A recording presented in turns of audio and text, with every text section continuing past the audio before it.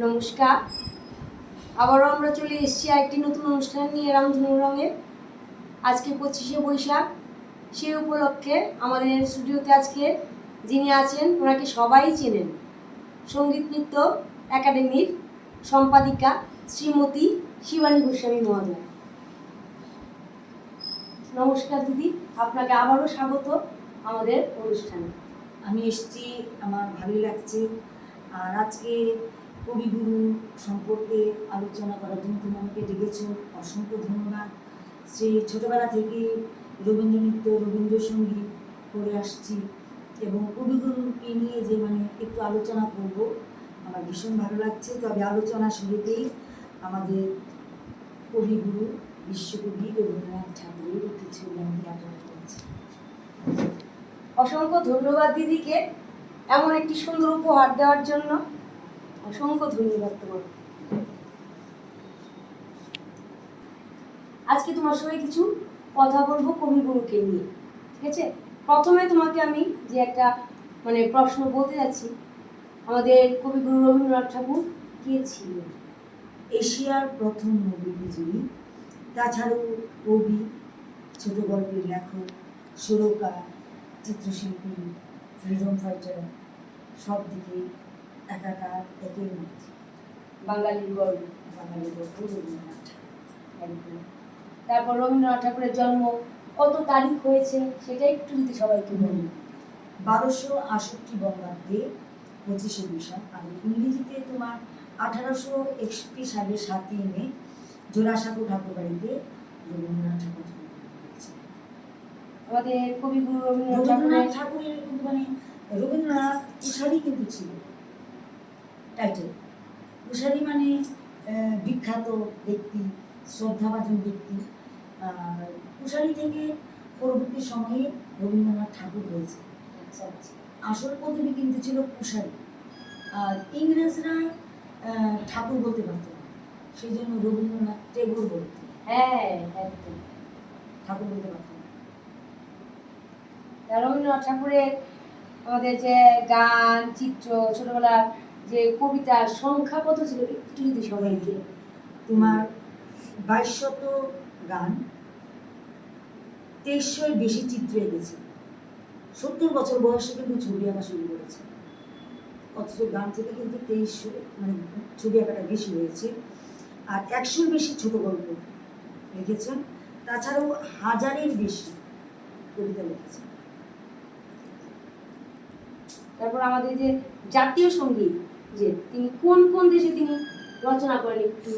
জাতীয় সঙ্গীত আমরা যে জনগণ করি, সেই জাতীয় সঙ্গীতটা রবি ঠাকুরের। আর বাংলাদেশে আমার সোনার বাংলা। তাছাড়াও শ্রীলঙ্কার যে জাতীয় সঙ্গীত, সেটা আনন্দ সামারাকু, যিনি বিশ্বভারতীতে পড়াশোনা করতেন, দুজনে মিলে এই গানটা শ্রীলঙ্কারও জাতীয় সঙ্গীত কিন্তু রবি ঠাকুর করেছেন। তবে সহযোগী ছিলেন আনন্দ সামারাকু, ওনার ছাত্র ছিলেন, বিশ্বভারতীতে পড়াশোনা করতেন।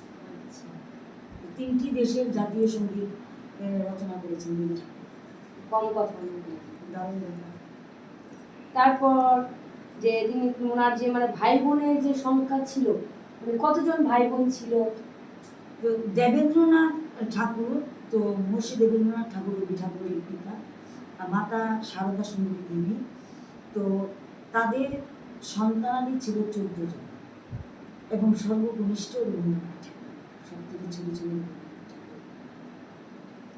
তারপর যে আমাদের যে কবিগুরুর ছোটবেলা মায়ের কাছে যে বেশি থাকতো, কেন? রবি ঠাকুরের মা সবসময় অসুস্থ থাকতেন, সেই জন্য চাকরদের সঙ্গেই বেশিরভাগ শৈশবটা কেটেছে। রবি ঠাকুরের মা ভীষণ অসুস্থ থাকতেন, সবসময় অসুস্থ। তারপর এই যে বাঁধাধরা স্কুলে তিনি কেন যেতে চাইতেন না? রবি ঠাকুর ছোটবেলা ভীষণ চঞ্চল ছিল, আর বাঁধাধরা স্কুলে গেলে পরে কান্নাকাটি করতেন, স্কুলে যেতেই চাইতেন না। কিন্তু রবি ঠাকুরের বাড়িতে এত মাস্টার টিচার ছিল, সকালবেলা ঘুম থেকে উঠেই একদম কুস্তি করতে হতো, সেই কাদা মাখা গায়ে টিচারদের কাছে পড়তে হতো, জ্যামিতি, পদার্থবিদ্যা সবগুলি তারপর বিকেলবেলার দিক মানে পড়াশোনা অনবরতই চলতে থাকতো। আর রাত্রি 9টায় ছুটি হতো। সন্ধ্যাবেলায় আবার আরেকজন টিচার আসতো ইংরেজি পড়াশোনা করাতে। মানে স্কুলের গণ্ডিতে না গেলেও স্কুলে যতটুকু না পড়াশোনা হতো, বাড়িতে তার থেকে অনেক বেশি পড়াশোনা করতে হতো। সারাদিন টিচারদের সান্নিধ্যেই তিনি থাকতেন। পড়াশোনার পরিবেশ ছিল সারাদিন। তারপর তিনি কত বছর বয়সে প্রথম যে মানে কবিতা লিখেছিলেন? 8 বছর বয়সে কবিতা লিখেছেন। কবিতার নাম ছিল অভিলাষ। ভাবতে পারো অভিলাষ শব্দটা কিন্তু আমরা বড়রাও কিন্তু অনেক অর্থ জানি একদম না। একদম একদম। কিন্তু 8 বছর বয়সে তিনি অভিলাষ কবিতাটি লিখেছেন। তত্ত্ববোধিনী পত্রিকায় মহর্ষি দেবেন্দ্রনাথ ঠাকুরের পরিচালনায় তত্ত্ববোধিনী পত্রিকাটা বেরোত।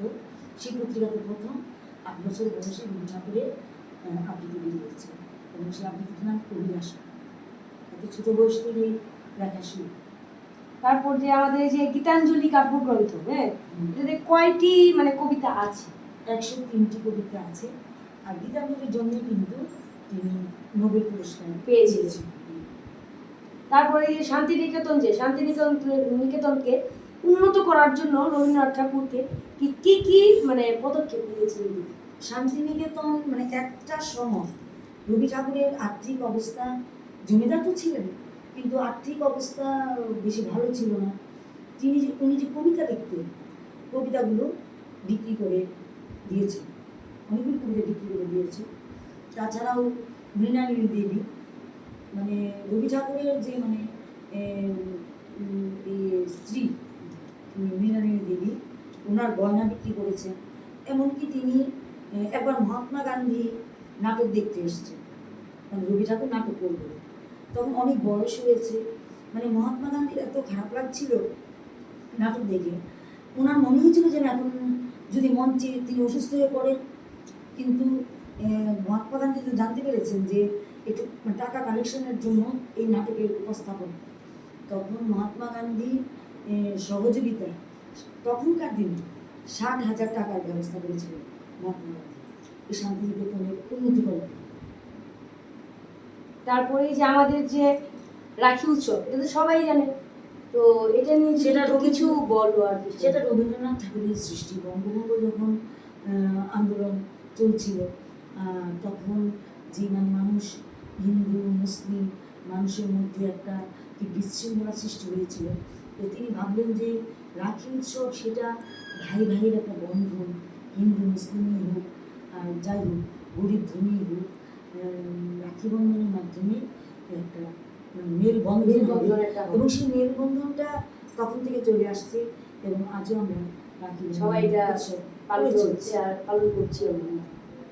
তারপর এই যে আমাদের ধরো নোবেল চুরির একটা ঘটনা ছিল, সেটা একটু যদি বলো। 2004 সালে প্রদীপ বাউল, একজন বাউল সঙ্গীত শিল্পী, মিউজিয়াম থেকে সেটা মানে চুরি করেছে। তবে যদিও সেটা পরে উদ্ধার হয়েছে, একজন শিল্পী যিনি বাউল শিল্পী, ওনার মাধ্যমেই এই চুরিটা হয়েছে। কিন্তু যাই হোক পরে আবার পাওয়া গেছে। তারপর আমাদের কবিগুরুর ছদ্মনামটা কি ছিল? ভানুসিংহ। তারপর রবীন্দ্রনাথকে বিশ্বকবি উপাধি যে দিয়েছিলেন, কে দিয়েছে? আমরা কিন্তু সবসময় বলি বিশ্বকবি রবীন্দ্রনাথ ঠাকুর, সেটা ব্রহ্ম বান্ধব উপাধ্যায় তিনি দিয়েছিলেন রবি ঠাকুরকে বিশ্বকবি এই উপাধিটি। তারপর আমাদের রবীন্দ্রনাথকে গুরুদেব যে বলতেন, কে বলতেন? মহাত্মা গান্ধী। মহাত্মা গান্ধী গুরুদেব বলতেন। আবার এই যে মহাত্মা কথাটা, সেটাও কিন্তু রবি ঠাকুরই মহাত্মা গান্ধী দিয়েছে। তারপর রবীন্দ্রনাথ যে গান্ধীজিকে কি উপাধি দিয়েছিলেন, এই যে বললেন? হ্যাঁ, সেই মহাত্মা সেটা মানে গান্ধীজিকে কবিগুরুই দিয়েছিল। কবিগুরু দিয়েছিল। মানে এখন কিন্তু মহাত্মা গান্ধী বলে আমরা সবাই জানি। একদম চিনি বুঝি বা রচনাতে লিখি বা কোনো লেখনীতেও কিন্তু মহাত্মা গান্ধী কথাটা ব্যবহার হয়। এই মহাত্মা কথাটি কবিগুরুই দিয়েছে। আমাদের আজকে সবার সামনে এসছে এখানে একটা আবৃত্তি কবিগুরু। ঠিক আছে, অবশ্যই করবো। একদম নির্ঝরের স্বপ্ন। একদম। সে কবিতাটি বলছি। নির্ঝরের স্বপ্নভঙ্গ, বিশ্বকবি রবীন্দ্রনাথ ঠাকুর। আজি এ প্রভাতে রবির কর, কেমনে পশিল প্রাণীর পর, কেমনে পশিল গুহার আধারে প্রভাত পাখির গান।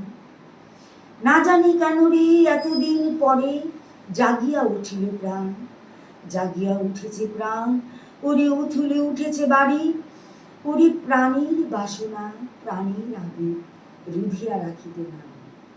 থর থর করে কাঁপিছে ভূধর, শিলা রাশি রাশি পড়িছে খসে, ফুলিয়া ফুলিয়া ফেনিল সলিল, গরজে উঠেছে দারুণ রসে।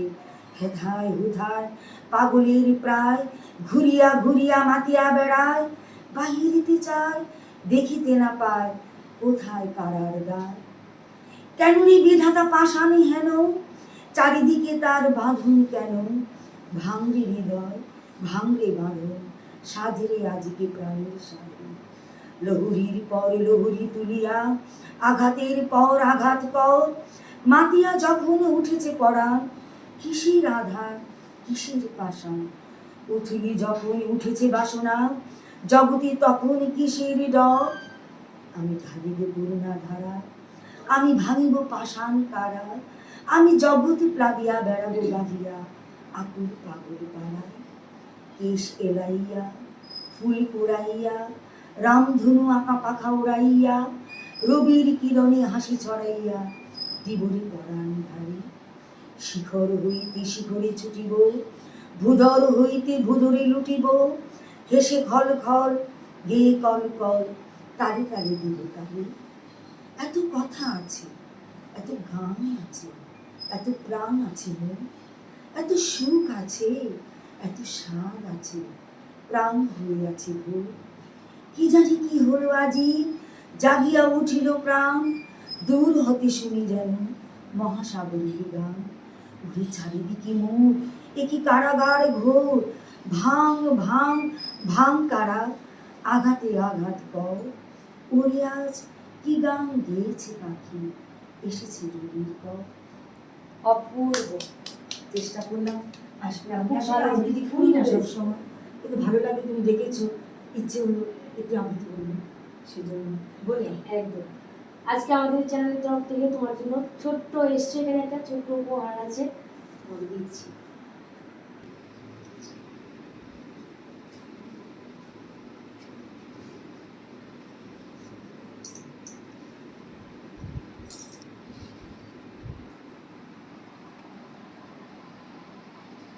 তারপর আমাদের চ্যানেলের তরফ থেকে তোমার জন্য ছোট্ট একটা উপহার, নববর্ষে। অনেক ধন্যবাদ, অনেক অনেক ধন্যবাদ মিষ্টি। নববর্ষে, ঠিক আছে। ভালো থেকো। আজকে আমাদের এখানে এসছো, সময় দিয়েছো, অনেক ভালো লেগেছে। না না, আমারও ভালো লাগে। আজকে আমাদের অনুষ্ঠান আমরা এখানেই শেষ করছি। আপনাদের ভালো লাগলে মতামত জানাবেন অবশ্যই, আমরা আরও এগিয়ে যেতে পারবো। আজকের অনুষ্ঠান আমাদের শেষ করছি, আবার আগামী অনুষ্ঠানে দেখা হচ্ছে। নমস্কার।